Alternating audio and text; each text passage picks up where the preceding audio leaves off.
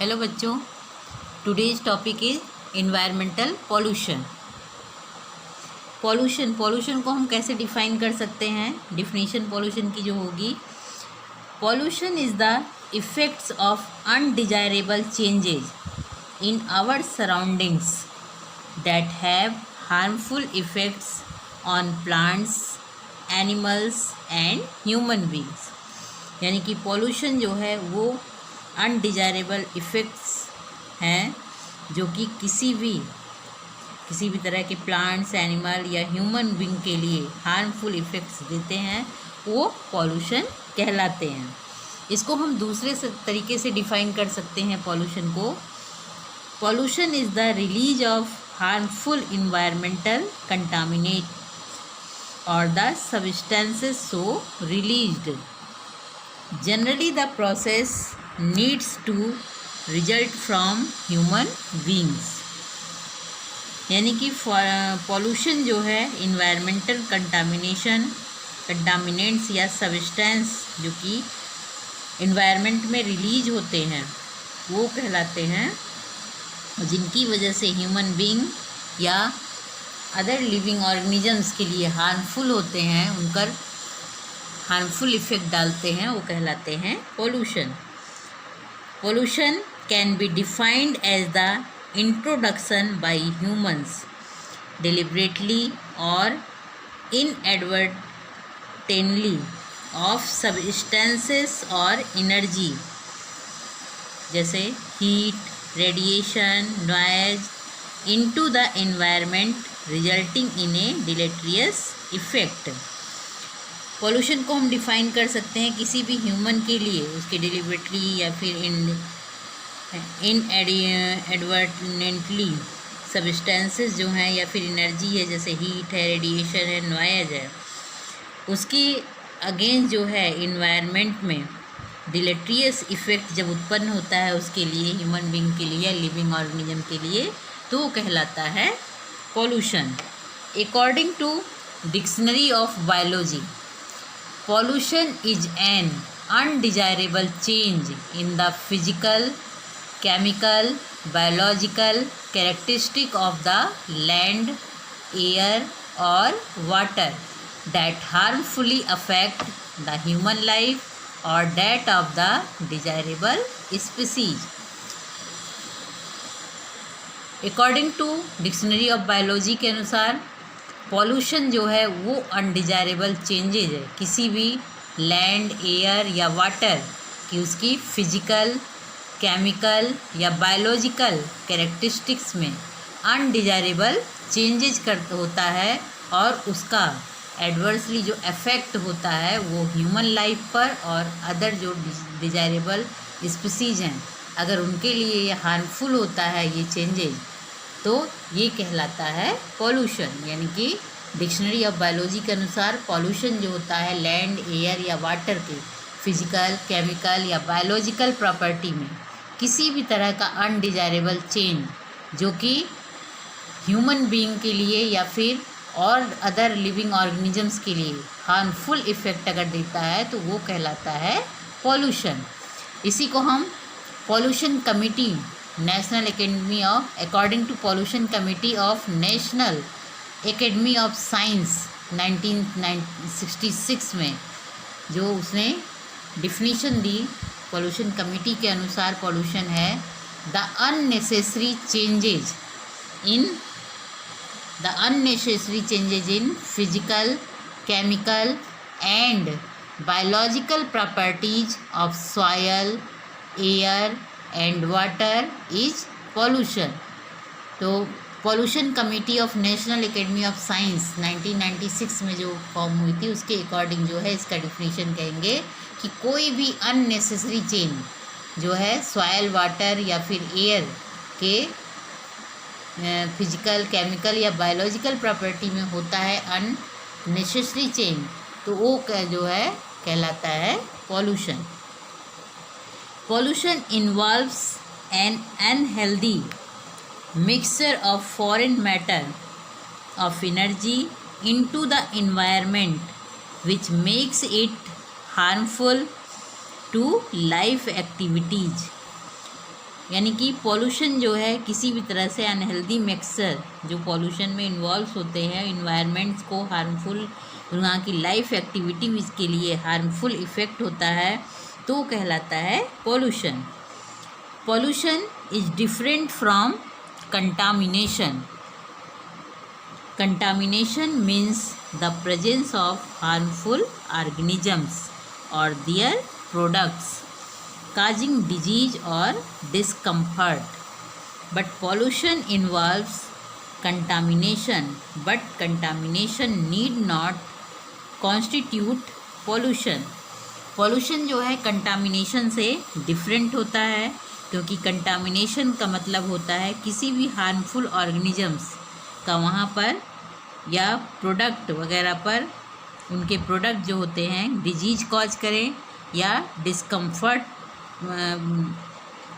दें, कॉज करें, तो वो कहलाते हैं कंटामिनेशन।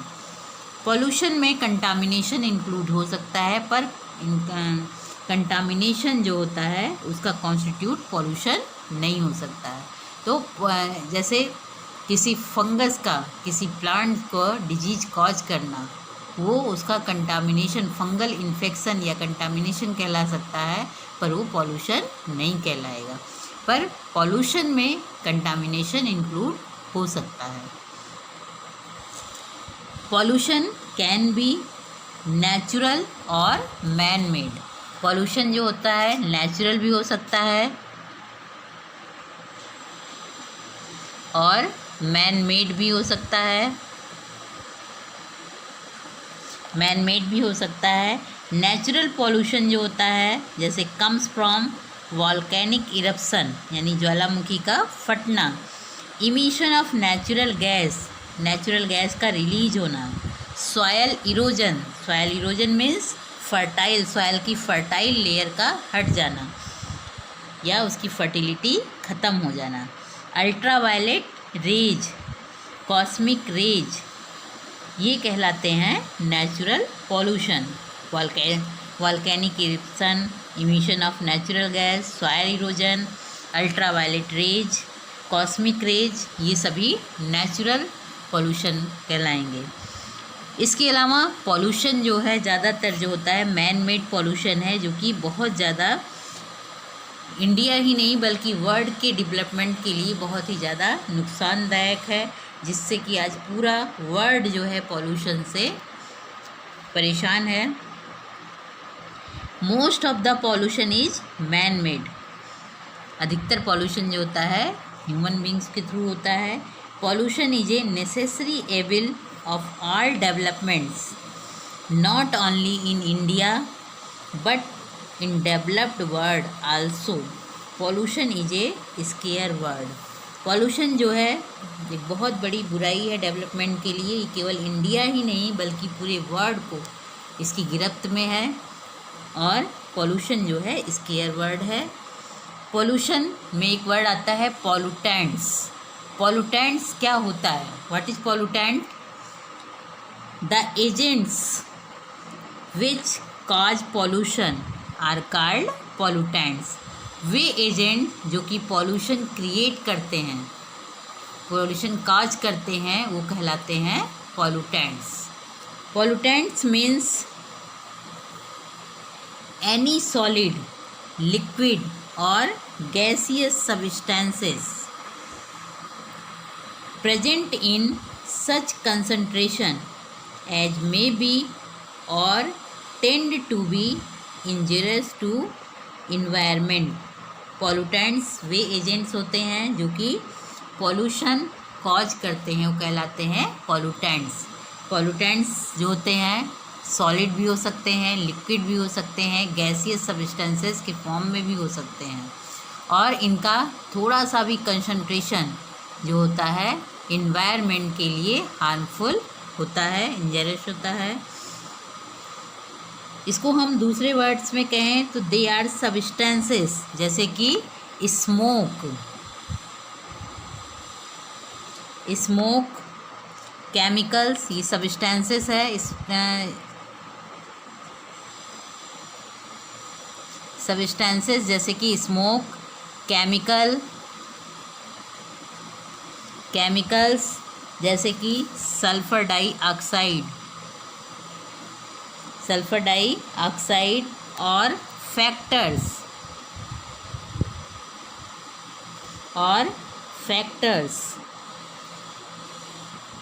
फैक्टर्स जैसे कि heat, which cause a potential of actual adverse effect on the natural quality of any constituent of the environment। मतलब कि पॉल्यूटेंट्स जो हो सकते हैं सॉलिड भी हो सकते हैं, लिक्विड भी हो सकते हैं, गैसियस सब्सटेंस के फॉर्म में भी हो सकते हैं। इनकी थोड़ी सी भी कंसंट्रेशन जो हो सकता है वो इन्वायरमेंट के लिए इंजूरियस होता है, हार्मफुल होता है।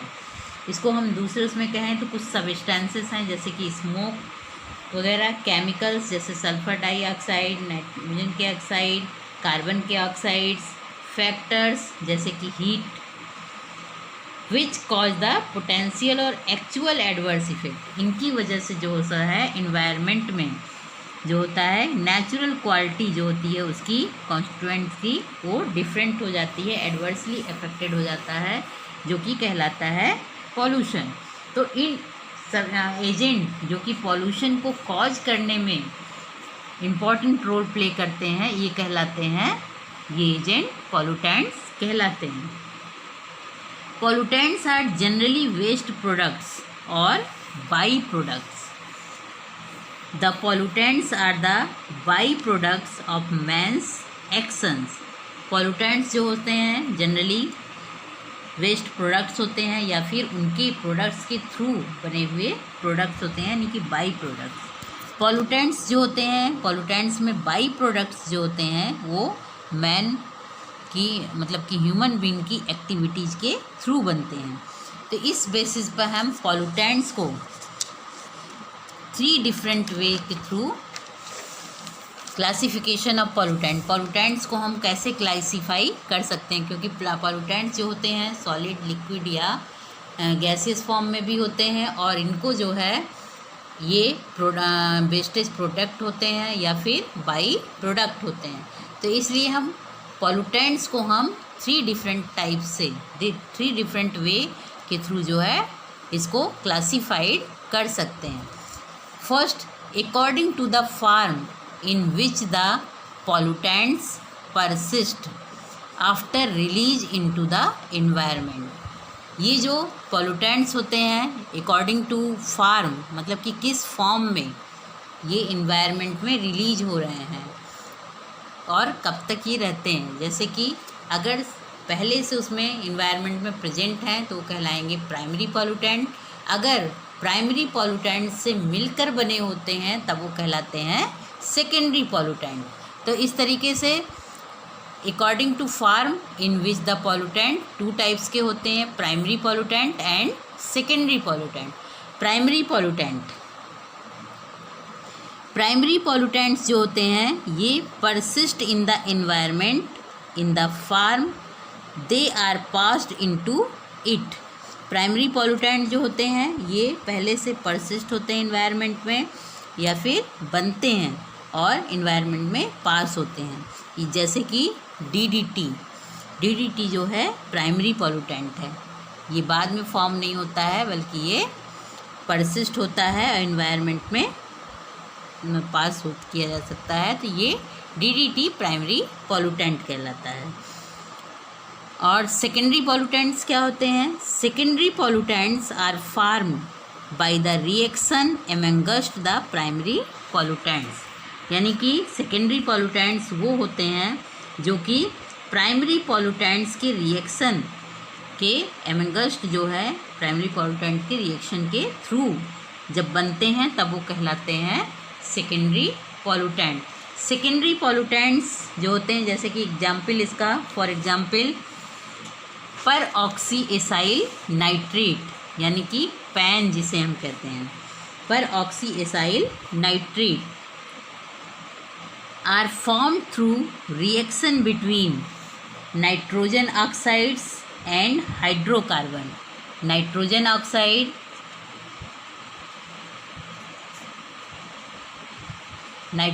oxide and hydrocarbon hydrocarbons in the presence of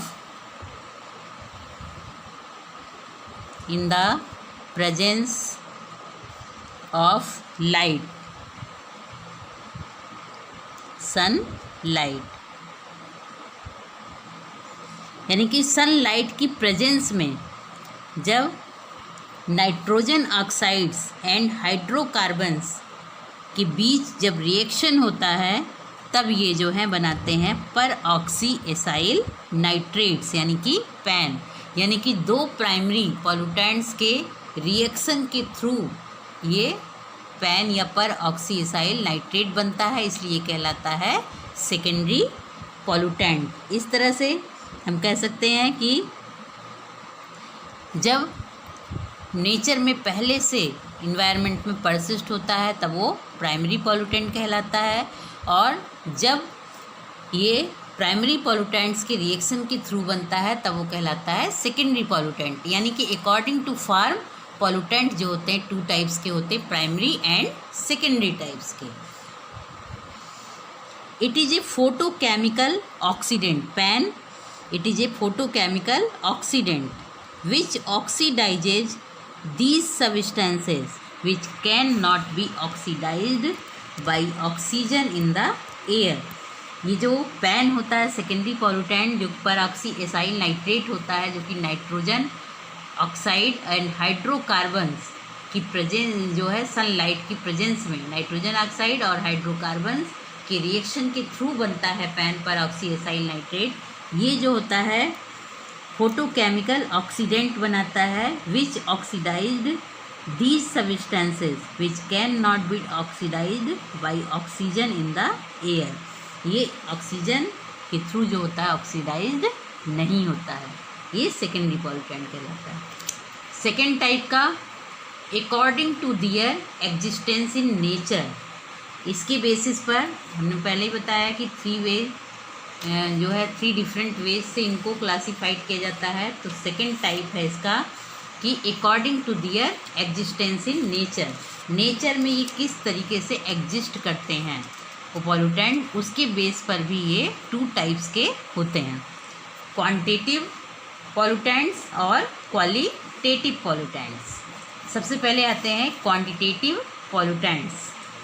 quantitative pollutants becomes pollutants only when their concentration reaches beyond a threshold value in the environment। यानी कि ये जो क्वांटिटिव पॉल्यूटेंट्स होते हैं इनका जो है क्वांटिटी अफेक्ट करती है कि किस मात्रा में ये प्रेजेंट हैं। अगर लो कंसंट्रेशन लो मात्रा में प्रेजेंट है इन्वायरमेंट में तो ये जो है लिविंग ऑर्गेनिज्म के लिए हार्मफुल नहीं होते, इन्वायरमेंट के लिए हार्मफुल नहीं होते हैं, लेकिन इनका कंसंट्रेशन बढ़ता है और कंसंट्रेशन जब अधिक क्वांटिटी में बढ़ता चला जाता है तो ये जो है लिविंग ऑर्गेनिज्म और इन्वायरमेंट के लिए हार्मफुल हो जाते हैं। फॉर एग्जांपल कार्बन मोनोऑक्साइड और कार्बन डाइऑक्साइड। कार्बन मोनोऑक्साइड और कार्बन डाइऑक्साइड ये जब सामान्य कंसंट्रेशन में इन्वायरमेंट में प्रेजेंट रहते हैं, एटमॉस्फेयर में प्रेजेंट रहते हैं तो ये हार्मफुल नहीं होते हैं, लेकिन जब इनका कंसंट्रेशन बढ़ता है तो जैसे कार्बन डाइऑक्साइड का कंसंट्रेशन जब बढ़ने लगता है तो ये ग्रीन हाउस इफेक्ट को इन्हेंस्ड करते हैं जिसकी वजह से ग्लोबल वार्मिंग होती है। तो इस तरह से इनकी क्वांटिटी अफेक्ट करती है, क्वांटिटी के थ्रू जो होता है पॉल्यूशन क्रिएट होता है, इसलिए कहलाते हैं क्वांटिटिव पॉल्यूटेंट्स। सेकेंड होता है कार्बन के oxide, carbon dioxide, carbon monoxide, nitrogen oxide, यानी कि नाइट्रोजन के ऑक्साइड भी ये क्वांटिटिव पॉल्यूटेंट्स में आएंगे। इसके बाद सेकेंड टाइप का होता है जो कि according to their existence in nature के बेसिस पर दूसरा टाइप जो होता है क्वालिटेटिव पॉल्यूटेंट्स। जहाँ पर क्वालिटेटिव पॉल्यूटेंट्स जहाँ पर पॉल्यूटेंट्स या एजेंट की क्वालिटी अफेक्ट करती है, क्वालिटी के थ्रू जो होता है पॉल्यूशन क्रिएट होता है तो वो कहलाता है qualitative pollutants. Qualitative pollutants do not normally occur in the environment. ये जो होते हैं इन्वायरमेंट में नॉर्मली नहीं पाए जाते हैं, but are passed in through human activities. ये इस टाइप के जो पोल्यूटेंट्स होते हैं ये नॉर्मली इन्वायरमेंट में पाए नहीं जाते हैं, बल्कि ह्यूमन एक्टिविटीज़ के थ्रू, मैन मेड प्रोसेस के थ्रू जो है ये एनवायरनमेंट में रिलीज होते हैं, पास होते हैं। For example DDT and other pesticides.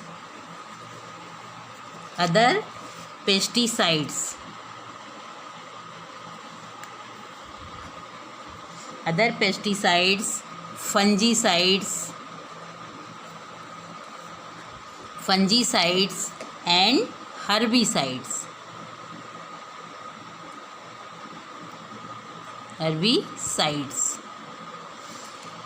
यानी कि क्वालिटेटिव पोल्यूटेंट्स नेचर में प्रेजेंट नहीं होते, बल्कि ह्यूमन एक्टिविटीज़ के थ्रू जो है ये इन्वायरमेंट में पास होते हैं। जैसे कि DDT अब हमारे इंडिया में और बहुत सारे डेवलप्ड कंट्रीज़ में जो है बैन कर दिया गया है, क्योंकि इसका बायोमैग्निफिकेशन की प्रोसेस बहुत होती है। कभी भी ये जो होते हैं डिग्रेड नहीं होते, बल्कि इनकी टॉक्सिसिटी जो होती है हर एक ट्रॉफिक लेवल पर बढ़ती चली जाती है, क्योंकि ये क्वालिटेटिव पोल्यूटेंट्स होते हैं। इनकी थोड़ी सी भी क्वालिटी, इनकी अगर ये एनवायरनमेंट में स्प्रे किए जाते हैं तो इनकी क्वालिटी अफेक्ट करती है ह्यूमन लाइफ को या फिर लिविंग ऑर्गेनिजम्स को। जैसे और बहुत सारे पेस्टिसाइड्स हैं, फंजीसाइड्स हैं, हर्बिसाइड्स हैं, ये भी कहलाते हैं क्वालिटेटिव पोल्यूटेंट्स। क्वालिटेटिव पोल्यूटेंट्स जो होते हैं एक बार इन्वायरमेंट में रिलीज हो जाते हैं तो ये जो है ह्यूमन बीइंग के लिए और लिविंग ऑर्गेनिज्म के लिए टॉक्सिक इफेक्ट देते हैं, इसलिए ये कहलाते हैं क्वालिटेटिव पोल्यूटेंट्स। इनकी क्वालिटी अफेक्ट करती है, उसकी वजह से पॉल्यूशन क्रिएट होता है, इसलिए ये कहलाते हैं क्वालिटेटिव पोल्यूटेंट्स। उसके बाद थर्ड टाइप आता है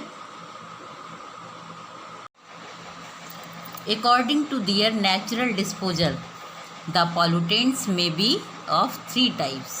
मतलब कि नेचुरल डिस्पोजल के बेसिस पर इनका जो क्लासिफिकेशन होता है ये 3 टाइप्स के होते हैं पॉल्यूटेंट्स। डिग्रेडेबल या फिर नॉन परसिस्टेंट पॉल्यूटेंट, सेकेंड होते हैं स्लोली डिग्रेडेबल और परसिस्टेंट पॉल्यूटेंट, और थर्ड होते हैं नॉन डिग्रेडेबल पॉल्यूटेंट्स। तो ये डिग्रेडेबल जो कि आसानी से डिग्रेड हो जाते हैं, जो कि परसिस्टेंट नहीं होते हैं एटमॉस्फेयर इन्वायरमेंट में। दूसरे होते हैं स्लोली डिग्रेडेबल, जिनका कि डिग्रेडेशन जो होता है धीरे धीरे होता है, काफ़ी लंबा समय लेता है डिग्रेड होने के लिए। ये जो है पॉल्यूटेंट परसिस्टेंट होते हैं। और थर्ड होते हैं नॉन डिग्रेडेबल पॉल्यूटेंट, जो कि कभी भी लंबे समय तक भी ये डिग्रेड नहीं होने पाते हैं, तो ये कहलाते हैं नॉन डिग्रेडेबल पॉल्यूटेंट्स। सबसे पहले डिग्रेडेबल या फिर non persistent pollutants. Degradable pollutants can be rapidly break down by natural processes, यानी कि ये पॉल्यूटेंट्स जो होते हैं आसानी से, तेज़ी से, जो नेचुरल प्रोसेसेस के थ्रू जो होता है इनका डिकम्पोजिशन या ब्रेक डाउन कर दिया जाता है। जैसे कि डोमेस्टिक सीवेज होता है, डोमेस्टिक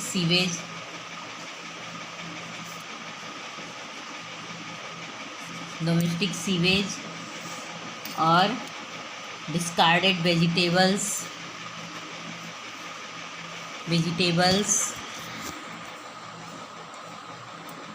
ये कहलाते हैं डिग्रेडेबल, जो आसानी से ब्रेक डाउन हो जाता है नेचुरल प्रोसेसेस के थ्रू। सेकेंड होते हैं स्लोली डिग्रेडेबल और परसिस्टेंट पॉल्यूटेंट। स्लोली डिग्रेडेबल जो कि पॉल्यूटेंट्स वे होते हैं remain in the environment for many years in unchanged condition and takes decades और लॉन्गर टू डिग्रेड, यानी कि ये लंबे समय तक बिना किसी चेंज के उसी कंडीशन में जो है लंबे समय तक पड़े रहते हैं, और डिग्रेड जल्दी बहुत धीरे धीरे होते हैं, बहुत लंबा समय लेते हैं डिग्रेड होने में, इनको कहते हैं स्लोली डिग्रेडेबल, और ये पॉल्यूटेंट्स जो होते हैं परसिस्टेंट होते हैं, यानी कि एटमॉस्फेयर में लंबे समय तक पड़े रहते हैं। जैसे कि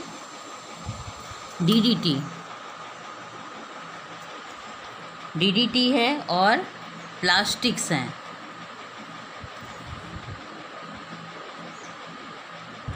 प्लास्टिक्स ये जो होते हैं लंबे समय तक ऐसे ही इन्वायरमेंट में पड़े रहते हैं और डिग्रेड नहीं होते हैं जल्दी, बहुत धीरे धीरे डिग्रेड होते हैं, बहुत लंबा समय लेते हैं। इसके अलावा थर्ड होते हैं non degradable pollutants. Non degradable pollutants can not be degraded by natural processes. ये किसी भी नेचुरल प्रोसेस के थ्रू कभी भी ये डिग्रेड नहीं होते हैं और इनको कहते हैं non degradable pollutants. Once they are released into the environment, they are difficult to eradicate and continue to accumulate. For example, जैसे कि toxic elements like lead और मरकरी।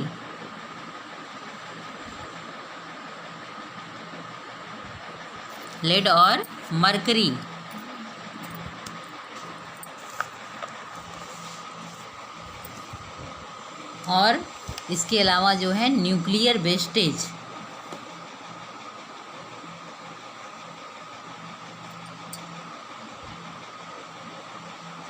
न्यूक्लियर वेस्टेज मटेरियल जो होते हैं ये कभी भी डिग्रेड नहीं होते हैं।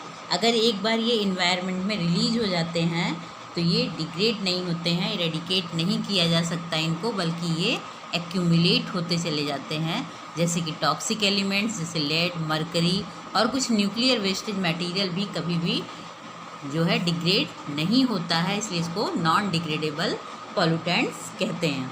इस तरह से according to their natural disposal ये जो होते हैं पॉल्यूटेंट्स 3 टाइप्स के होते हैं, डिग्रेडेबल या non persistent pollutants, slowly degradable और परसिस्टेंट पॉल्यूटेंट, और थर्ड होते हैं नॉन डिग्रेडेबल पॉल्यूटेंट्स। इस तरह से पॉल्यूटेंट्स को हम 3 टाइप्स से 3 वे के थ्रू जो है क्लासीफाइड कर सकते हैं। अकॉर्डिंग टू फॉर्म ऑफ के बेसिस पर 2 टाइप्स में, primary and secondary. According to their existence in nature, इसके बेसिस पर भी 2 टाइप्स के होते हैं, क्वांटिटेटिव एंड क्वालिटेटिव। और according to their natural disposal pollutants जो होते हैं 3 टाइप्स के होते हैं, डिग्रेडेबल और non persistent pollutants, slowly degradable और परसिस्टेंट पॉल्यूटेबल, एंड थर्ड होते हैं नॉन डिग्रेडेबल पॉल्यूटेंट्स। इसके बाद आते हैं पॉल्यूशन कंट्रोल, यानी कि role of an individuals. Some concept that help individual contribute towards a better quality of our environment and human life are, यानी कि पहली चीज़ कि कैसे हम पॉल्यूशन को कंट्रोल कर सकते, पॉल्यूशन जो कि develop respect for all forms of life, हर तरह के उसको जो है लाइफ को डेवलप होने का हो दिया जाए। ट्राई टू प्लांट ट्रीज, यानी कि प्लांटेशन अधिक से अधिक किया जाए, रीप्लांटेशन या फिर एफॉरेस्टेशन एंड रीफॉरेस्टेशन, यानी जहाँ पर प्लांट नहीं है, बेयर एरिया है, वहाँ पर प्लांटेशन किया जाए, और जहाँ पर कि प्लांटेशन डिस्ट्रॉय कर दिया गया है, डिफॉरेस्टेशन कर दिया गया है, कटाई कर दी गई है, वहाँ पर फिर से प्लांटेशन करना। इसके अलावा reduce the use of wood and paper products wherever possible, जहाँ तक हो सके लकड़ी या पेपर के प्रोडक्ट्स को हम यूज ना करें, इसको जो है कोशिश करें कि कम से कम यूज करें या फिर ना करें। थर्ड चीज़ें हैं help in restoring A degraded area near your home, किसी भी डिग्रेडेड एरिया में जो रीस्टोर किया जाए, वहाँ पर उस एरिया में जो है अपने मकान वगैरह जो होते हैं वहाँ पर रीस्टोरिंग, अपने घर के आसपास के एरिया में रीस्टोरिंग करके उन मटेरियल्स को डिग्रेड करने में हेल्प करें। और use pesticide in our home only when absolutely necessary and use them in small amount. Pesticides वगैरह का यूज अपने घरों में हम तभी करें जब अति आवश्यक हो जाए, बहुत ज़्यादा ज़रूरी हो जाए, तभी उनका यूज करें। और अगर यूज करें भी तो बहुत ही स्मॉल अमाउंट्स में यूज करें, जिससे कि पेस्टिसाइड्स वगैरह का जो स्प्रेड है वो एनवायरनमेंट में ज़्यादा ना होने पाए, क्योंकि इसका जो है टॉक्सिक इफ़ेक्ट फैलता है लिविंग ऑर्गेनिज्म पर। एडवोकेट ऑर्गेनिक फार्मिंग, हम केमिकल फर्टिलाइज़र्स वगैरह की बजाय वहाँ पर ऑर्गेनिक फार्मिंग अगर करें तो भी हम पॉल्यूशन को रोक सकते हैं, क्योंकि पेस्टिसाइड्स वगैरह एनवायरनमेंट में, एयर में जो है एयर को पॉल्यूटेड करता है, सॉइल को पॉल्यूटेड करता है। और अगर वो बह करके नदियों तालाबों तक जाता है तो हमारे वाटर रिजर्वायर में भी वाटर पॉल्यूशन कॉज करता है। तो और ऑर्गेनिक फार्मिंग करें। इसके अलावा फॉसिल फ्यूल्स जैसे पेट्रोल है, डीजल है, इनको जो है हम कम से कम यूज करें। फॉसिल फ्यूल्स का यूज कम से कम करें। अगर थोड़ी दूरी पर जाना है तो by walking for short distance, थोड़े दूरी पर जाना है तो हम पैदल चल के जाएँ, वॉकिंग करके जाएँ, जिससे कि एयर पोल्यूशन की समस्या कम हो सके। Sort of the lights and fans when not needed, अगर आवश्यकता ना हो तो बिजली और फैन, लाइट और फैन को ना जलाएं, जिससे कि हम एनर्जी को सेव कर सकें। Do not use aerosol spray products and commercial air fresheners, they damage the ozone layer. Aerosol का स्प्रे जो है कम से कम हो और कमर्शियल एयर फ्रेशनर्स का यूज भी हम ना करें, जिससे क्या होता है कि ओजोन लेयर जो है हमारी डैमेज हो रही है, डिप्लेट हो रही है। Do not pour pesticides, paints, solvents, oil और other products containing harmful chemicals down the drain और ऑन टू द ग्राउंड। किसी भी तरह के पेस्टिसाइड्स, पेंट, सॉल्वेंट्स, ऑयल, इन प्रोडक्ट्स को हम जो है किसी भी जितने भी हार्मफुल केमिकल्स हैं, इनको हम ग्राउंड पर, जहाँ पर कि हमारी प्रोडक्शन वगैरह प्लांट का किया जा रहा हो, ऐसे सॉइल पर ग्रो, वहाँ पर ना इनको फेंका जाए, फिर ना डंप किया जाए, जिससे कि ये पॉल्यूशन, सॉइल पॉल्यूशन क्रिएट करेंगे।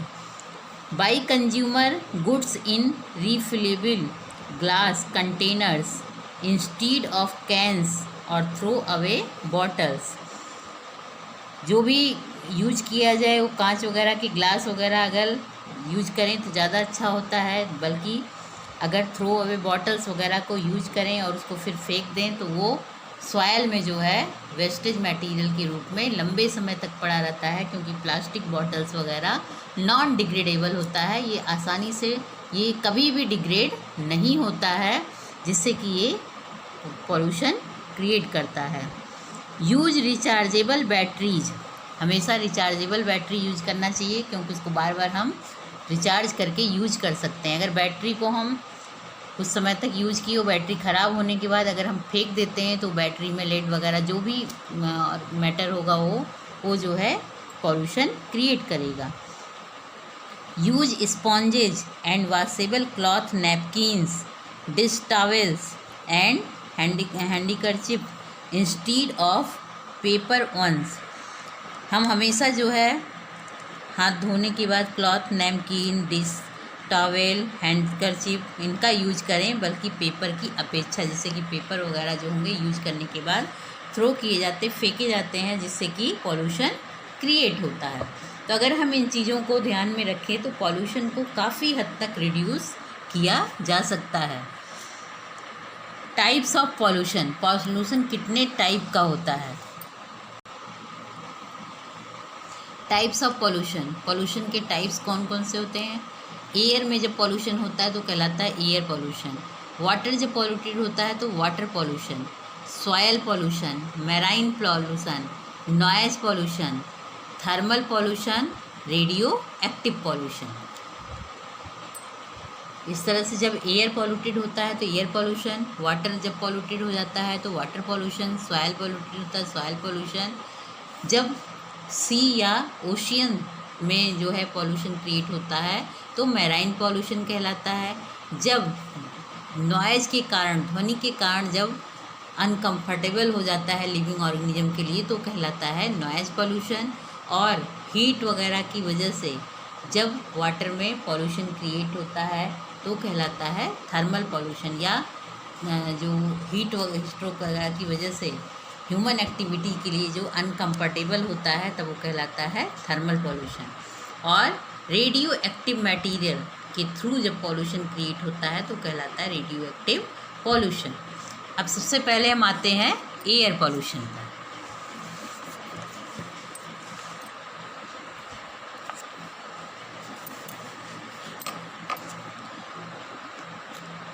हम जानते हैं earth is surrounded by air, air extend up to 8 kilometres from the earth surface. हम जानते हैं कि अर्थ हमारा पूरी तरह से एयर से घिरा हुआ है और एयर जो होती है लगभग 8 किलोमीटर जो होता है अर्थ सरफेस से है।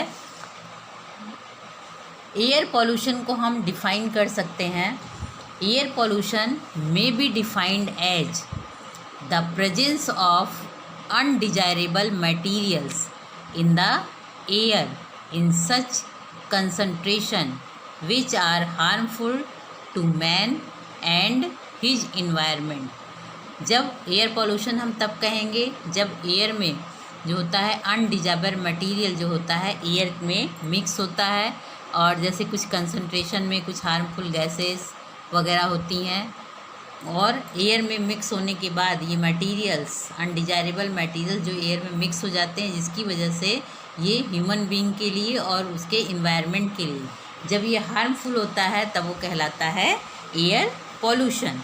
Air pollution is caused by natural and processes, जैसे नेचुरल प्रोसेसेस के थ्रू, वॉल्केनिक इरप्शंस के थ्रू यानी ज्वालामुखी फटने पर, फॉरेस्ट फायर जंगल में आग लगने से, dust, micro organisms, pollen grains, इन सब के कारण जब होता है पॉल्यूशन तब वो कहलाता है natural air pollution, natural processes के थ्रू। And by man made processes, for example industrial development, atomic explosions, use of biocides and automobiles वगैरह का यूज करने पर जो गैसेस एयर में रिलीज होती हैं उसको कहते हैं, और उनका जो है हार्मफुल इफ़ेक्ट ह्यूमन बीइंग और उसके इन्वायरमेंट पर पड़े तब वो कहलाता है एयर पॉल्यूशन।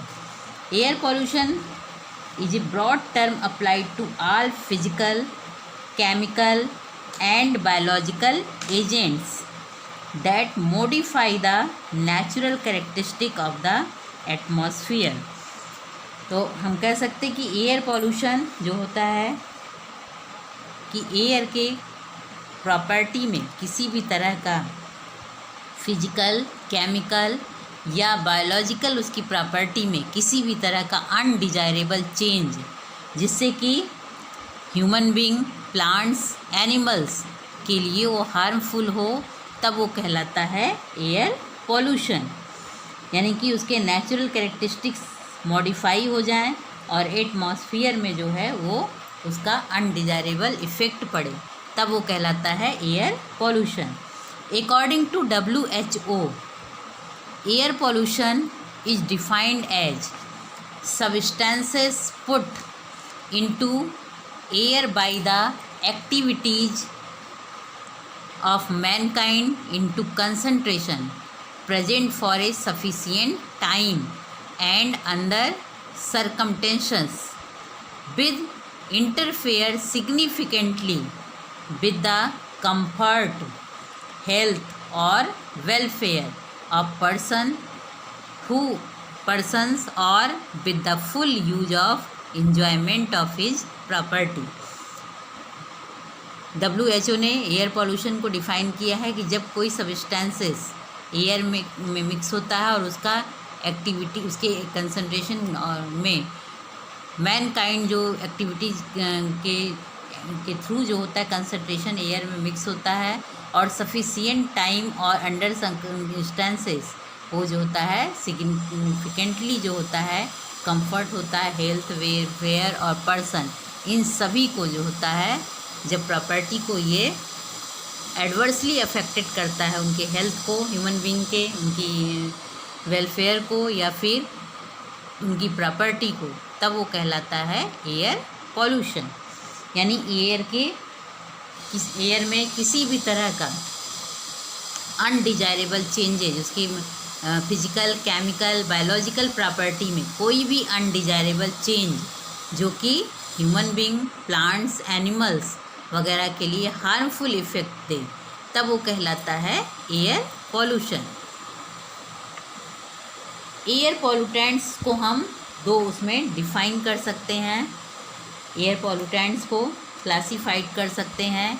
फर्स्ट होता है primary air pollutant and second होता है air pollutants are classified as either primary और secondary. You know, a primary air pollutant is one that is emitted directly to the air from a given source. A secondary air pollutant is formed in the atmosphere through chemical reactions involving primary air pollutants. इसको जो है कल हम explain करेंगे primary and secondary pollutants को। That's all. Thank you.